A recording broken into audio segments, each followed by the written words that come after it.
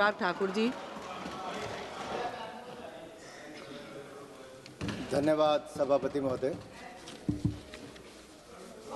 आपने मुझे insolvency bankruptcy code संशोधन विधेयक 2025 पर अपनी बात रखने की अनुमति दी। इसके लिए मैं अपने सदन के नेता और देश के यशस्वी प्रधानमंत्री नरेंद्र मोदी जी का आभार प्रकट करता हूं, और इसलिए भी आभार प्रकट करता हूं कि ये संशोधन एक बहुत महत्वपूर्ण है और जो रिफॉर्म एक्सप्रेस पिछले 2014 से लेकर 2026 तक लगातार मोदी जी के नेतृत्व में चली है, इस विधेयक के बाद इस रिफॉर्म एक्सप्रेस को और तेजी मिलेगी और भारत की अर्थव्यवस्था और मजबूत होगी, भारत की उद्योग जगत को भी बल मिलेगा।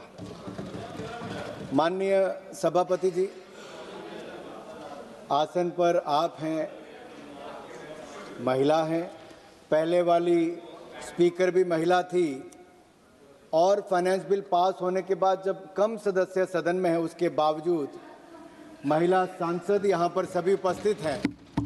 ये परिदृश्य दिखाता है कि महिलाएं सदन के प्रति कितना गंभीर है। जो हमारे साथी सांसद हैं, इसलिए प्रधानमंत्री नरेंद्र मोदी जी ने 33% आरक्षण नारी शक्ति वंदन मिल के माध्यम से देने का प्रयास किया है।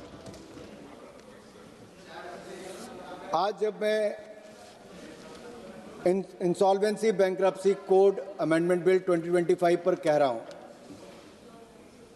तो सरकार के काम को समझने के लिए एक बहुत सुंदर और याद रखने की एक तस्वीर प्रधानमंत्री मोदी जी ने जो कहा, मैं यहाँ पे कहना चाहूँगा, एंड आई कोट, कि भारत की रिफॉर्म एक्सप्रेस लगातार गति पकड़ रही है। ये एनडीए सरकार के समग्र निवेश और मांग आधारित नीतियों से चल रही है, चाहे इंफ्रास्ट्रक्चर हो, मैन्युफैक्चरिंग इंसेंटिव हो, डिजिटल पब्लिक गुड्स हो या ईज ऑफ डूइंग बिजनेस हो। हम समृद्ध भारत का सपना पूरा करेंगे।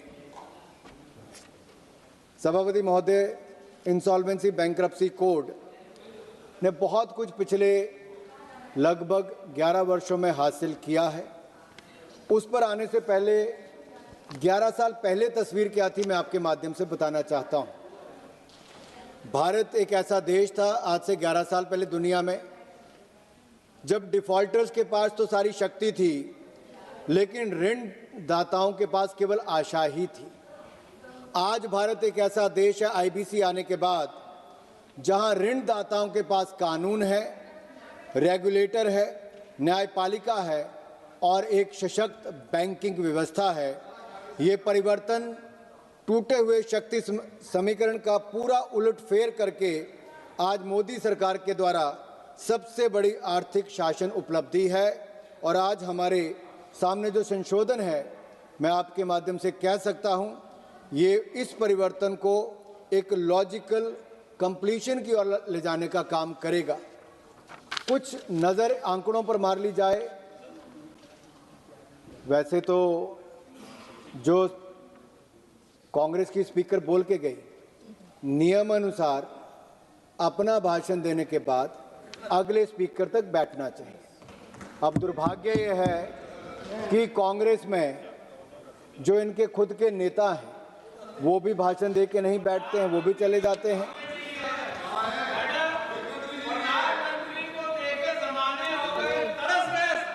मैं जावेद जी की पीड़ा समझता हूं। ये अविश्वास प्रस्ताव तो लेकर आए थे, लेकिन इनको ही बोलने का मौका इनकी पार्टी ने नहीं दिया। बड़ा अन्याय आपके साथ किया था, बहुत अन्याय किया आपके साथ, लेकिन ये नियम है। और जो नियम सदन के, मैं आपको केवल वो याद करवा रहा हूं, क्योंकि कुछ बातें वो माननीय सांसद यहां पर कह के गए, मैं उस पर चर्चा जरूर करूंगा। आईबीसी पे मैं आता हूं। माननीय सभापति जी, ये आंकड़े देख के पता चलेगा कि इंसॉल्वेंसी बैंक्रप्सी कोड कितना प्रभावशाली है।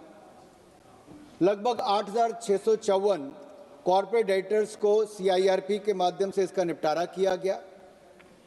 6,761 मामलों का निपटारा सीधे हुआ, और इसके अलावा जो 1,300 रिजॉल्व हुए जो रेजोल्यूशन प्लान के थ्रू, और रिकवरी कितनी हुई, 4 लाख करोड़ रुपए की रिकवरी आईबीसी एक्ट आने के बाद हुई है।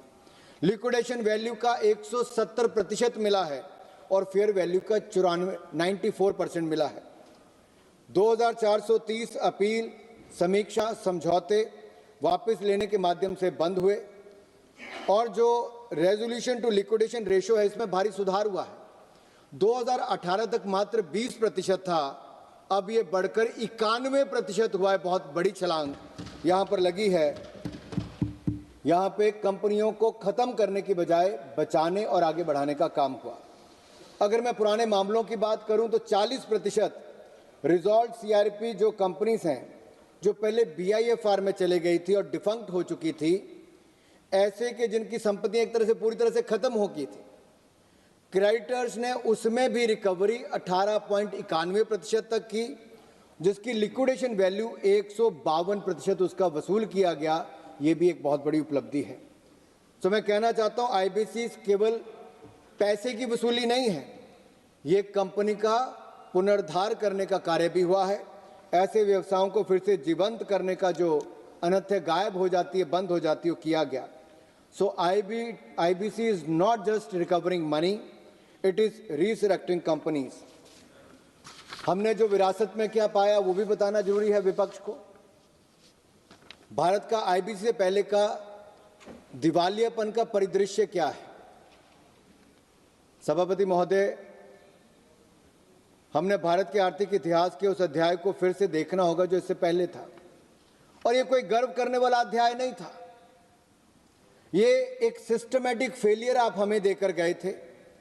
इंस्टीट्यूशनल पैरालिसिस था, पॉलिसी पैरालिसिस तो था ही, और इनजस्टिस एट इंडस्ट्रियल स्केल था। 2016 से पहले भारत का दिवालियापन ढांचा एक ढांचा नहीं था, एक विरोधाभासी कानूनों, दोहराए जाने वाले तंत्रों और प्रतिस्पर्धा अधिकार क्षेत्रों का एक संग्रह था, जिसमें से निकलता कुल नहीं था। कुल मिला के एक ही आवाज हर कानून से निकलकर आती थी, और वो आवाज थी डिले, यानी कि देरी ही होती थी और कुछ नहीं होता था।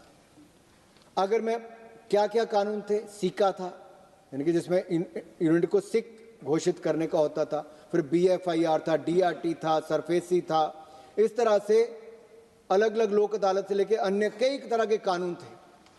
लेकिन रिकवरी क्या होती थी, आप एक बार आंकड़े देखिए। सीका में जब एक बार सिक घोषित कर दिया जाता था तो उसको बीआईएफआईआर में भेज दिया जाता था, और बीआईएफआर को पुनर्वास प्रस्तावों की जांच करनी थी, या तो कंपनी को पुनर्जीवित करना था या फिर उसको बंद करने की सिफारिश करनी थी। इसी में 7-7 साल लगा देते थे, और कंपनियों ने तो ढूंढ लिया था कि उनको तो एक आश्रय मिल गया था कि मालिक बन के रहना है, बैंक का पैसा, क्रेडिटर का पैसा नहीं देना, केवल बीआईएफआईआर तक ले जाओ, खुद बैठे रहो, सैलरी भी लो, इंसेंटिव भी लो।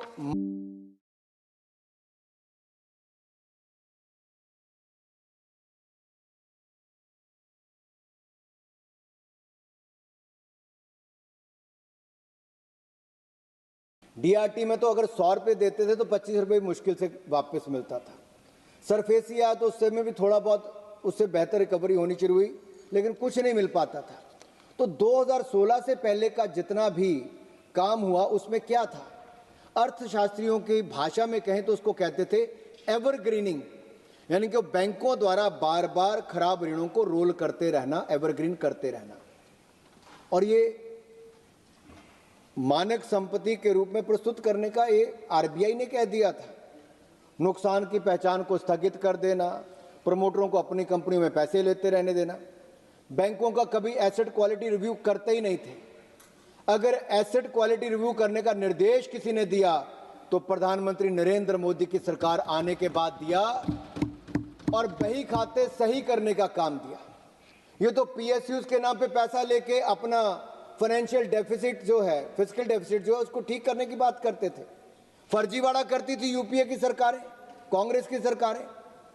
और मैं यहाँ पे माननीय सभापति जी कहना चाहता हूँ बड़ी गंभीरता के साथ, जब ये एसेट क्वालिटी रिव्यू बैंकों का हुआ तो ग्रॉस एनपीए फाइनेंशियल ईयर 2018 में 11.25% तक पहुंच गया। 10,35,000 करोड़ से ज्यादा के बैड लोन थे। लेकिन मोदी सरकार ने ईमानदारी के साथ काम किया। 4R रिफॉर्म्स हम लेकर आए और उस 4R रिफॉर्म्स को हमने रिकॉग्निशन, रेजोल्यूशन, रिकैपिटलाइजेशन और रिफॉर्म्स, इसके माध्यम से सुधार किया।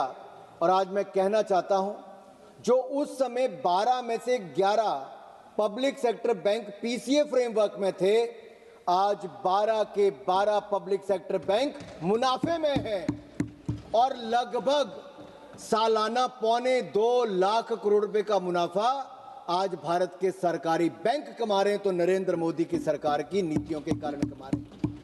यही नहीं सभापति महोदय, ये जो ग्रॉस एनपीए है, आप एक बार थोड़ी नजर थोड़ा पीछे डालेंगे। जब 2004 में अटल जी की सरकार बनी तो उससे पहले 16% के लगभग ग्रॉस एनपीए था। उसको कम करके अटल जी की सरकार 7.8% पर लेकर आई। ये कांग्रेस की सरकार जाते जाते 12.3% पर छोड़कर गई।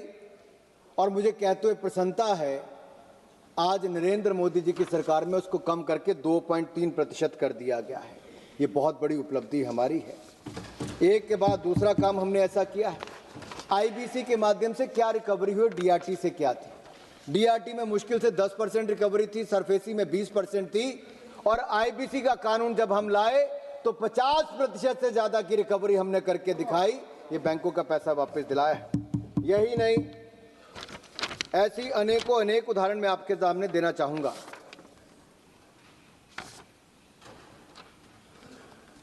माननीय सभापति जी, ये जो आईबीसी कोड के संशोधन पर जो हम बहस कर रहे हैं, ये रिफॉर्म एक्सप्रेस को बढ़ाने वाला एक शक्तिशाली इंजन है। ये क्रेडिट अनुशासन का इंजन है, मूल्य अधिकतम करने का इंजन है, निवेशकों के विश्वास को बढ़ाने का इंजन है, आर्थिक न्याय का इंजन है। और इस महान विधेयक की बात करने से पहले मैं दिल से एक कर्तव्य निभाना चाहता हूं कि जो लोकसभा की चयन समिति है, जो सिलेक्ट कमेटी है, उसके चेयरमैन जय पांडा जी और उनके सभी सदस्यों का मैं आभार प्रकट करता हूं कि इन्होंने विधेयक की हर धारा, हर लाइन, हर शब्द को ध्यान से देखा और ऐसी रिपोर्ट दी है जिस पे पूरे सदन को गर्व होगा। मैं कमेटी के सभी सदस्यों को, जो अलग अलग राजनीतिक दलों के हैं, उनको बहुत बहुत आभार प्रकट करता हूं। रिफॉर्म एक्सप्रेस 10 साल की यात्रा क्या है? इंसॉल्वेंसी बैंक्रप्सी कोड एक शक्तिशाली नए इंजन को ऐसी जरूरत क्यों पड़ी? क्योंकि मोदी जी की सरकार आने के बाद हमने बहुत सारे रिफॉर्म्स लेकर आए। 1600 से ज्यादा पुराने कानून जो अंग्रेजों के समय के थे, हमने उनको खत्म किया, जो इररेलेवेंट थे, आर्काइक क्लॉज जो थे। नए कानून भी हमने बनाए, जैसे वन नेशन वन टैक्स हो, जीएसटी हो, धारा 370-35 को खत्म किया। आज कश्मीर में 24 घंटे तिरंगा झंडा लहराता है और लाल चौक पर भी लहराता है, तो हमारी सरकार ने करके दिया। और यही नहीं, आज जीएसटी जैसा कानून हो, हमारा नया इनकम टैक्स के कानून हो, ये सारे मोदी सरकार ने किए। और हमारा डिजिटल करंट जो डिजिटल इंडिया का है, यूपीआई, जनधन, आधार, दुनिया का सबसे उन्नत डिजिटल पब्लिक इंफ्रास्ट्रक्चर हमारी सरकार ने बनकर तैयार किया है। सड़कें हो, रेलवे हो, इन सब पर हमने काम किया।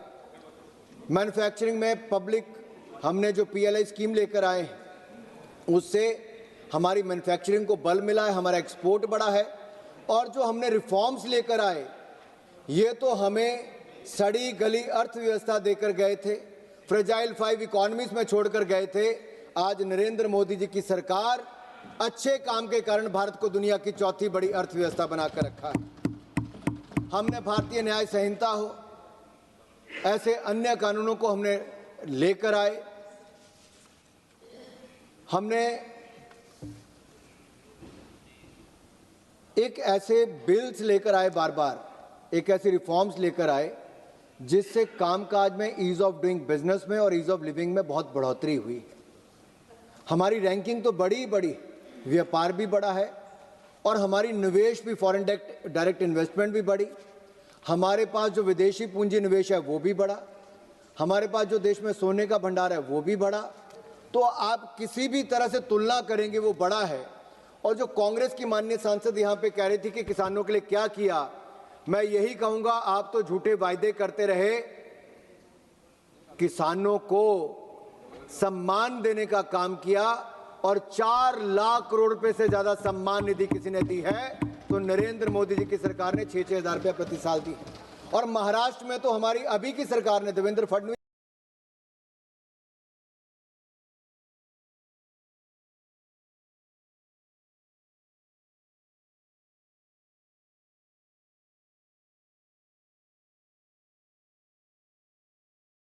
जी ने किसानों का कर्जा माफ करने का काम किया, उनको मैं बहुत। यही नहीं, ये कह रही थी अभी थोड़ी देर पहले कि इकोनॉमिक ऑफेंडर्स बिल में क्या हुआ, ये लाने की जरूरत क्यों पड़ी? फ्यूजिटिव इकोनॉमिक ऑफेंडर्स बिल कौन है भगोड़े कि उन्होंने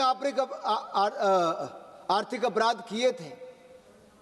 ये इनकी सरकार के समय बैंकिंग फॉर फ्रेंड्स होता था, आज banking for poor people and banking for all हो रहा है। इनके समय बैंक के खाते स्विस बैंकों में इनके मित्र खोला करते थे, आज गरीब से गरीब व्यक्ति का बैंक खाता खोलने का काम नरेंद्र मोदी की सरकार ने किया है। और ये भगौड़े कौन है? अरे पूछिए अपने पुराने वित्त मंत्री से, कौन सी योजना लेकर आए थे आप लोग? हजारों करोड़ रुपए दे दिए थे आपने। अरे क्या किया आप लोगों ने? हमने कानून भी बनाए और ये जो 53,000 करोड़ रुपया लेना है उसमें से 33% लगभग 19,000 करोड़ रुपए से ज्यादा की रिकवरी नरेंद्र मोदी जी की सरकार ने नए कानून बनाकर की है। अरे उड़ा आपने दिए थे भारत के लोगों के पैसे, इसको वापस लाने का काम हमारी सरकार ने किया है। कम से कम जानकारी लीजिए बोलने से पहले। आप कहते हैं 100 करोड़ लेने वाले को 1000 करोड़ रुपया कैसे देते हो? अरे भैया तो अपने नेताओं से पूछो कैसे देते थे, कैसे देते थे पैसे। ये लोग एनपीए की बात करते हैं, नॉन परफॉर्मिंग एसेट, जिनके पास डेमोक्रेटिक हिस्ट्री का सबसे बड़ा एनपीए है। मुझे नेता के नाम लेने की जरूरत नहीं, सबसे बड़ा एनपीए आपके पास कौन है जो परफॉर्म नहीं कर पा रहा? वर्षा जी और प्रतिभा जी, थोड़ा राहुल जी इधर से उधर गए हैं, ये वाले अपने, दूसरे नहीं।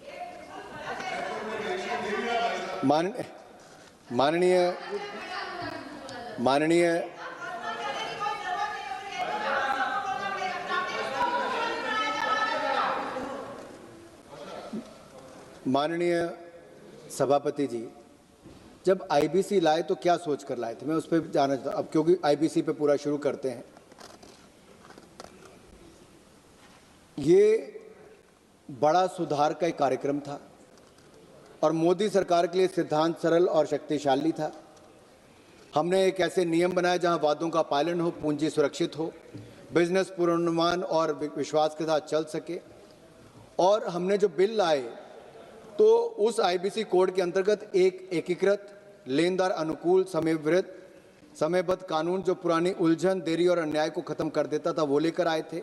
और आज 10 साल बाद ज्यादा अनुभव के साथ हम उसी सिद्धांत के साथ इसमें कुछ और संशोधन करने वाले ताकि और इसमें सुधार हो।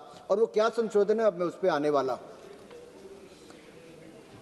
पर आने से पहले एक व्यक्ति का नाम सभापति जी जरूर लेना पड़ेगा। मैं आपसे अनुमति इसलिए ले रहा हूं क्योंकि वो सदस्य ना अब इस सदन का मेंबर है, ना अब इस दुनिया में है।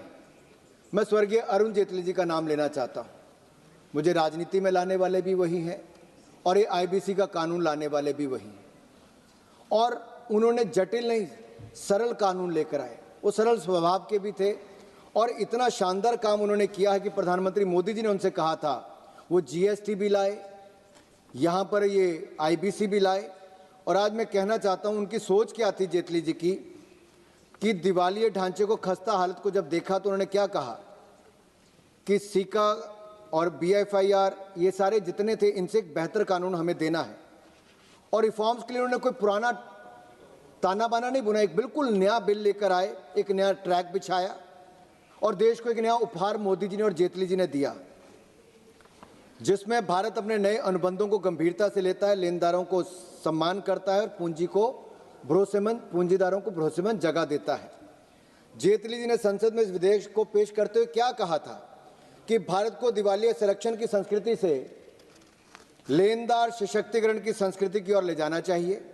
उन्होंने कहा था कि बिजनेस का पुनरुत्थान ही लक्ष्य होना चाहिए, ना कि उसका विनाश।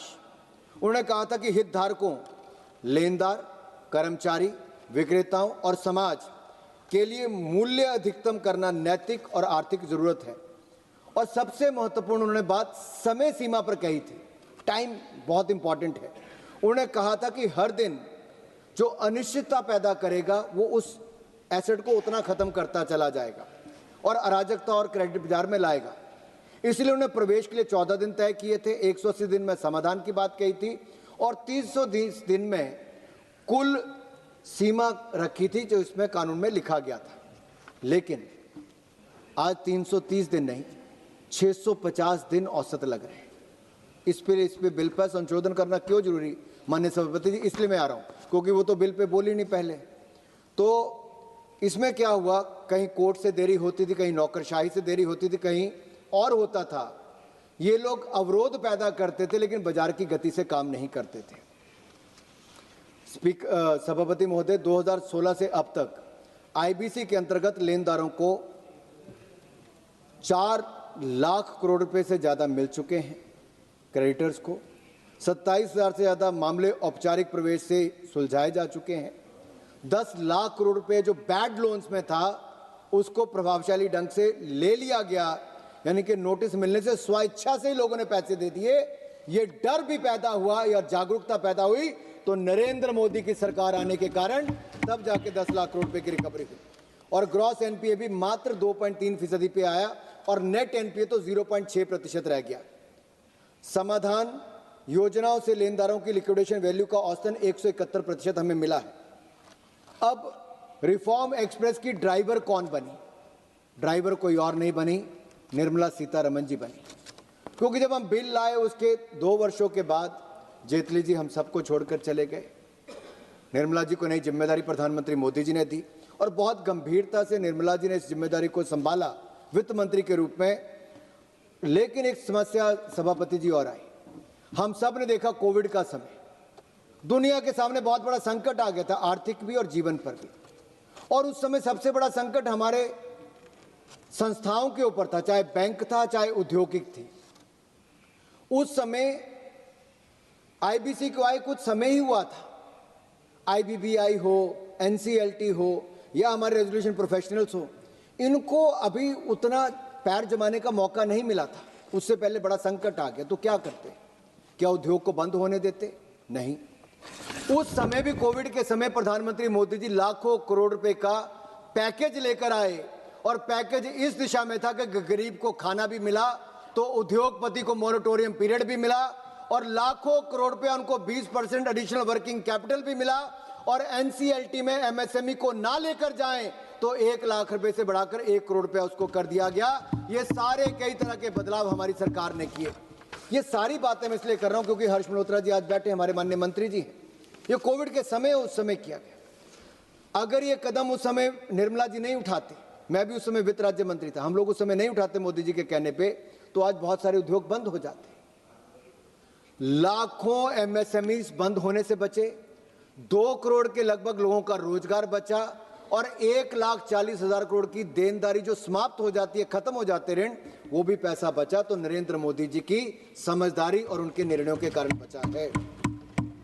एक मैं इसमें आपको और कहना चाहता हूं, एनसीएलटी बैंक की हमने क्षमता को बढ़ाया, आईबीबीआई की विश्व स्तर पर नियामक बनाया, इंसॉल्वेंसी प्रोफेशनल को इकोसिस्टम को विकसित किया और सूचना उपयोगिताओं को हमने बेहतर बनाया। आईबीबीआई के लक्षित नियमों को हर चरण से हमने परिष्कृत किया। यही नहीं, पिछले 3 सालों में सब स्टेक होल्डर से बातचीत करने के बाद अब हमारी सिलेक्ट कमेटी ने बहुत शानदार काम करके लाए हैं। अब इसमें नए कोच कौन कौन से जुड़े हैं, क्योंकि हम रिफॉर्म एक्सप्रेस ट्रेन की बात कर रहे हैं, ड्राइवर सीट पे निर्मला जी, तो कोच कौन कौन जोड़े गए जो नए रिफॉर्म्स के माध्यम से, उस पर मैं आ रहा हूं, जो अमेंडमेंट्स हैं। इस विधेयक में जो नया रिफॉर्म एक्सप्रेस से जोड़ा गया वो है creditor initiated insolvency resolution process, CIIRP, India's out of court resolution. यानी कि हम न्यायालय जाने से पहले उसका समाधान बाहर कैसे कर सकें। माननीय सभापति जी, दुनिया भर के जो बड़े बड़े देश हैं जैसे यूके होगा, यूएसए हो गया, ईयू हो गया, जहां पर दिवालियेपन को लेकर बहुत अच्छे कानून बने हैं, वहां पर इस तरह का प्रावधान है। और आज भारत उन प्रावधानों के बराबर वहां पर लाकर खड़ा कर दिया। एक बहुत बड़ा बदलाव यहां पर लेकर आए हैं। देखिए, आज दिवालियापन जब होता है उसके समाधान के लिए क्या करना पड़ता है। एक मध्यम वर्ग का अगर कॉर्पोरेट होगा या छोटा होगा, कितना भी छोटा हो, सौगत राय जी, उसको कहां जाना पड़ता है? सरल सहमति वाला भी हो तब भी उनको एनसीएलटी के थ्रू जाना पड़ता है। एनसीएलटी की बेंचें बहुत मेहनत करें तब भी 20,000 केसेस पेंडिंग है। 330 दिन की बजाय 650 दिन लग रहे हैं। तो आउट ऑफ कोर्ट सेटलमेंट होगा तो क्या होगा?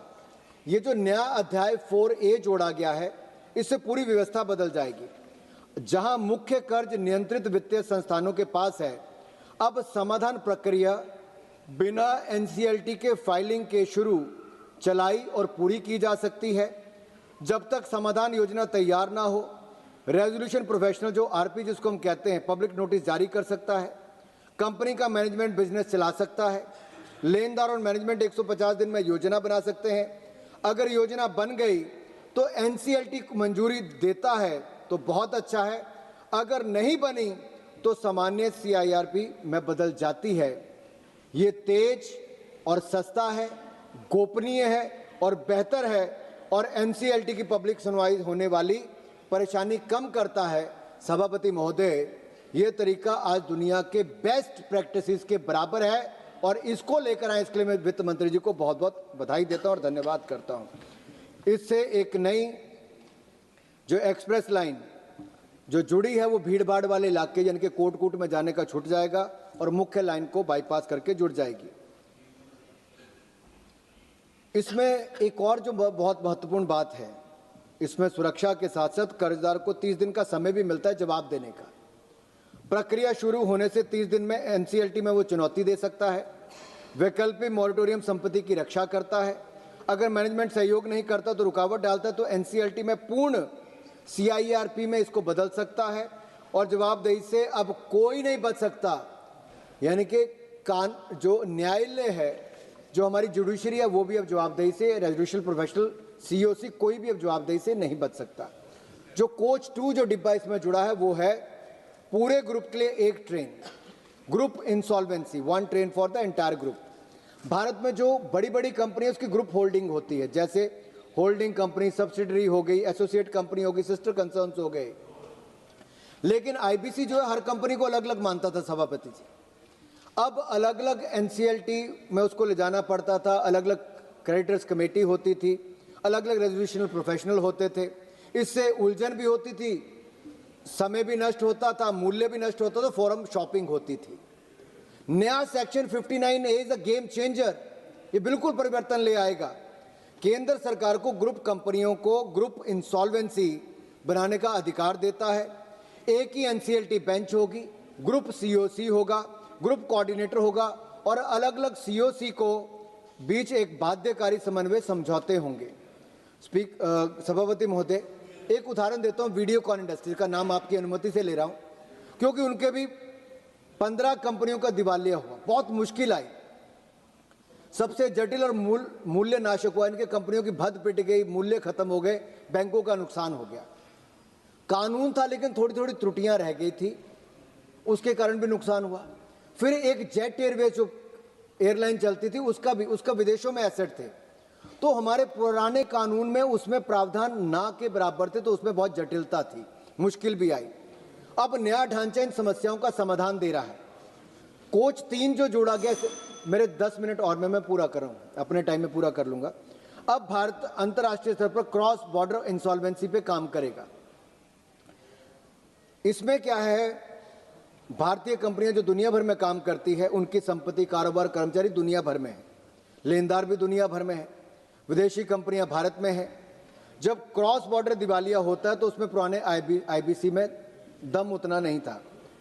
कौन सा देश नियंत्रण होगा, कौन सा कोर्ट फैसला लेगा, ये सब इसमें प्रश्न चिन्ह थे। विदेश से संपत्तियां कैसी लाई जाएगी, आज तक मुश्किल आ रही है। नया सेक्शन 240C जो इसमें जोड़ा गया है वो सरकार को इसमें अधिकार देता है, जिसमें संसद की पूरी निगरानी होगी। नियम अधिसूचना से पहले सदन दोनों सदनों में रखे जाएंगे। भारत को यूनिक ट्रायल मॉडल लॉ जो है उसका जोड़ता है। This is India ticket to the global insolvency express. ये विदेशी लेनदारों को कहता है, सभापति जी, ये विदेशी लेनदारों को कहता है आपके हित भारत के कोर्ट में सुरक्षित है, और विदेशी कोर्ट को कहता है भारत भरोसेमंद साझेदार है। विदेशी निवेशकों को कहता है भारत का कानूनी ढांचा विश्व स्तर का है। और जो चौथा कोच इसमें जुड़ने जा रहा है, a clean state principle, a guaranteed first start. सभापति महोदय, रेजोल्यूशन अप्लाई करने वाली सबसे बड़ी बाधा पुरानी कानूनी दावों की अनिश्चितता थी। समाधान योजना मंजूर हो जाती थी, नया मालिक आता था, फिर टैक्स विभाग आता था, फिर नए नए नोटिस आते थे। यानी कि आपको सब कुछ मिल जाने के बाद भी, नए मालिक का कोई कसूर होने के बावजूद भी सारी एजेंसियां उसके पीछे पड़ जाती थी। सुप्रीम कोर्ट के क्लीन स्लेट मिल जाने के बाद भी कानून में अस्पष्टता थी। अब उसमें स्पष्टता लेकर आए। अब जो नया मालिक होगा उसको क्लीन स्लेट, सारे पिछले सब देनदारियों से उसको मुक्ति मिलेगी। नए खरीदार को तो मिलेगी मुक्ति, लेकिन जो व्यक्ति है वो अभी भी जवाबदेह रहेगा। पुराने प्रमोटर, गारंटर, संयुक्त दायित्व वाले लोग अपने कृत्य के प्रति जवाबदेह रहेंगे। क्लीन स्लेट कंपनी को मिलेगी, व्यक्ति को नहीं। यानी कि अब चोरी चकारी करके भागेंगे तो उनको जवाब तो देना पड़ेगा, लेकिन नए लेने वाले को आसानी से काम करने का, ईज ऑफ डूइंग बिजनेस का मिलेगा। पांचवा कोच जो जुड़ता है, सीओसी अब ड्राइविंग सीट पर है। रेजोल्यूशन प्रोफेशनल्स के बारे में बहुत सारे प्रश्न चिन्ह खड़े किए गए, और मैं मंत्री जी से कहना चाहता हूं इसकी भी जांच करनी चाहिए कि कितने रेजोल्यूशन प्रोफेशनल्स की आय किताबों में और गैर किताबों में कितने गुना ज्यादा बढ़ गए पिछले कुछ सालों में। अनैतिक कृत्यों में अगर कोई संलिप्त थे तो उनके ऊपर भी ध्यान जरूर देना चाहिए। संपत्ति सस्ते में बिक जाए, मजदूर नौकरी खोते रहें, विक्रेता अपना पैसा खोते रहें, ऐसा नहीं होना चाहिए। पहले लिक्विडेशन में जवाबदेही कम, संपत्ति बिक्री धीमी, लेनदारों की भागीदारी न्यूनतम थी। अब जो विधेयक लिक्विडेशन पूरी तरह बदल देता है, इसमें कमेटी ऑफ क्रेडिटर्स को CIRP के दौरान कंपनी की अच्छी जानकारी हो जाती है। अब वो देखरेख उसकी कर सकती है, इसलिए COC को बहुत ताकत इसमें दी है। वो लिक्विडेटर नियुक्त कर सकती है, बदल सकती है, कमर्शियल डिसीजन ले सकती है, और 180 दिन की जो समय सीमा है उसमें 90 दिन बढ़ाई जा सकती है। इस प्रक्रिया में सालों साल की बजाय सीमित समय में अपना काम पूरा करेगी। RP ऑटोमेटिक लिक्विडेटर नियम खत्म कर दिया गया है। COC लिक्विडेटर का प्रस्ताव देगी, चाहे RP हो या कोई और योग्य प्रोफेशनल हो। RP को योजना अनुपालन ना करने के कारण खारिज हुई तो लिक्विडेटर नहीं बन सकता। जवाबदेही साफ है। अब COC को पूरे अधिकार दे दिए हैं। कोच 6वां जो जोड़ा गया है, भागने के रास्ते बंद कर दिए हैं। दिवालियेपन से पहले संपत्ति हड़पना पुराने प्रमोटर्स का पुराना खेल था। संपत्ति संबंधित पार्टियों को ट्रांसफर कर देना, कम मूल्य पर बेच देना, जुड़े लेनदार से महंगा कर्ज ले लेना। जब लेनदार आता था तो मूल्यवान संपत्ति गायब हो जाती थी। अब IBC में सेक्शन 30, जो पहले 30 से सेक्शन 43 to 50 ये अवॉइडेंस प्रावधान थे, लेकिन लुक बैक पीरियड की कमजोरी थी। ये इंसॉल्वेंसी शुरू होने की तारीख NCLT प्रवेश से चलता था। प्रमोटर प्रवेश में देरी या खारिजी का अंदेशा होने पर लुक बैक पीरियड को छोटा कर देते थे, लेकिन सभापति जी अब इस विधायक के हमने वो सारे रास्ते बंद कर दिए। अब लुक बैक पीरियड आवेदन दाखिल होने की तारीख से ही चलेगा। समय सीमा में छेड़छाड़ बंद हो जाएगी। अगर RP या लिक्विडेटर अवॉइडेंस क्लेम नहीं लेता तो लेनदार, सदस्य और पार्टनर सीधे NCLT जा सकता है, और जवाबदेही सभी तक पहुंच गई है। सबको इसके अंतर्गत लाया गया। कोच 7वां जो है, अब ना देरी ना विवेकाधीन, नो मोर डिलेज, नो मोर डिस्क्रिशन। हमने डिस्क्रिशन, आपको याद होगा, हम लोग पहले केंद्रीय विद्यालय में बच्चों के दाखिले के लिए भी देते थे, हमने वो भी बंद कर दिए ताकि पारदर्शिता आए। जो काबिल है उसको उसका हक मिले। डिस्क्रिशन यहां पे भी खत्म की है। नरेंद्र मोदी की सरकार ट्रांसपेरेंसी में विश्वास करती है और डिस्क्रिशन खत्म करने का काम करती है। यहाँ पर 14 दिन की कानूनी सीमा नियमित रूप से टूट जाती थी। एनसीएलटी में प्रवेश एंट्री जो थी सालों साल तक ये पेंडिंग रहती थी। अब ये डिस्क्रिशन लॉ को ख़त्म कर दिया गया। नया सेक्शन 75 की व्याख्या में 1 में लिखा गया है कि अब कोई और आधार नहीं देखा जाएगा, आपको इसको एक्सेप्ट करना ही पड़ेगा। व्याख्या 2 कहती कि सूचना उपयोगिता द्वारा प्रमाणित डिफ़ॉल्ट रिकॉर्ड पर्याप्त है, इससे संस्थागत वित्तीय लेन देन के प्रवेश तेज हो जाएंगे और अब जवाबदेही न्यायपालिका तक पहुंच गई, उनको करना पड़ेगा। आखिरी डिब्बा जोड़ने वाला हूं, 8वां। सरकारी बकाया और वैधानिक शुल्क सभी के लिए स्पष्टता कर दी गई है। अनपेड टैक्स का वैधानिक चार्ज आईबीसी में सिक्योरिटी इंटरेस्ट माना जाएगा। क्या सरकार इससे ऊंची प्राथमिकता मिलेगी? रेनबो पेपर्स के केस में मैम, सुप्रीम कोर्ट के फैसले ने अनिश्चितता पैदा कर दी थी। आईबीसी के बाजार निर्धारित प्राथमिकता के उद्देश्य से टकराता था। अब आईबीसी में सिक्योरिटी इंटरेस्ट केवल पार्टियों के आपसी समझौते से ही बनता है, कानून की स्वतंत्रता कार्रवाई से नहीं। सरकारी बकाया सेक्शन 53 वाटरफॉल के अनुसार बटेगा। पिछले 2 साल के बकाये को निर्धारित प्राथमिकता और बाकी को कम प्राथमिकता, कोई वैधानिक चार्ज आईबीसी से ऊंचा दावा नहीं बन सकता। ये सारे काम हमने इस दिशा में किए हैं। एक आखिरी आंकड़ा मैं आपके देके अपनी बात को समाप्त करने वाला हूं। हमने जहां एनपीएस को भी कम किया, हमने फिस्कल डेफिसिट को भी कम किया, हमने भारत में निवेश को भी बढ़ाया, हमने एसेट क्वालिटी रिव्यू किया, सारे बैंकों को मुनाफे में पहुंचाया। अगर आप देखें क्रेडिटर्स रिकवरी रेट 2016 से पहले सिंगल डिजिट से भी कम था, आज वो 32.76% है। एवरेज रेजोल्यूशन टाइम 15 साल लगते थे, 10 से 15 साल, आज 650 दिन है। प्री एडमिशन सेटलमेंट्स कोई मैकेनिज्म ही नहीं था, आज 10 लाख करोड़ की सेटलमेंट हमने की है। क्रेडिटर रियलाइजेशन पहले 0 के लगभग थी, आज 4 लाख करोड़ से ज़्यादा है।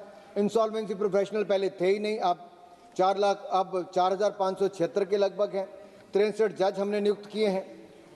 अब हमने बहुत कुछ जो हासिल किया है, इसमें अगर आप देखेंगे बैंकों में क्या सुधार हुआ, 3 गुना ज़्यादा इसमें निवेश भी हुआ, क्रेडिट डिपॉजिट हुआ और क्रेडिट भी 3 गुना ज़्यादा देने का काम हुआ।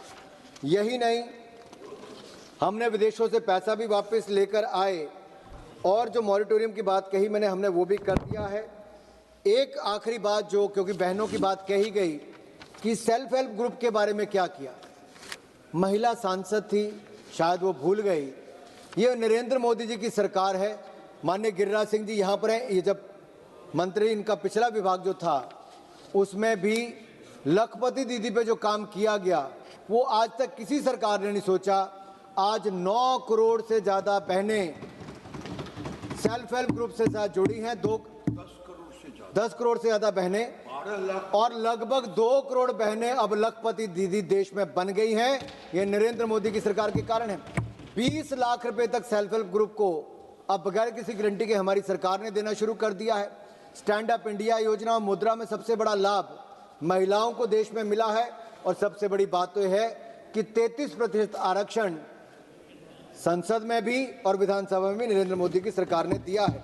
अंत में मैं ये कहना चाहूँगा, ये रिफॉर्म एक्सप्रेस और तेजी के साथ चलेगी। ये आईबीसी अमेंडमेंट 225 बिल, ये जो आज लाया गया है, इससे बहुत बड़ी समस्याओं का समाधान होगा। कांग्रेस से मैं इतना ही कहना चाहता हूँ, आपके समय बैड लोन्स की रिकवरी कितनी थी, जरा अंदर झांक कर देखिए। क्रोनी कैपिटलिज्म को आप बल देते थे, उसका खेल खेलते थे और भारतीय अर्थव्यवस्था को की जड़ में मट्ठे डालने और इसे पुनर्मूर्छिको भवा करने का काम आप करते थे। आपके समय सारे सिस्टम फेल हो गए थे, बैंकों को आपने फेल करने के रूप में खड़ा कर दिया था। हमारी सरकार ने आईबीसी लाने के बाद बैंकों को मुनाफे में लाकर खड़ा कर दिया है और रिकॉर्ड मुनाफे में पहुंचाया है। मैं माननीय वित्त मंत्री जी को बहुत बहुत बधाई देता हूं, माननीय प्रधानमंत्री जी का आभार प्रकट करता हूं कि देश हित में, निवेशकों के हित में, क्रेडिटर्स के हित में, ऋणदाताओं के हित में और जो हमारे उद्योगपति हैं उनके हित में भी इस बिल को लाए हैं। इसके बहुत बहुत बधाई। ऐतिहासिक बिल को लाने के लिए आपका मैं धन्यवाद करता हूं। माननीय सदस्य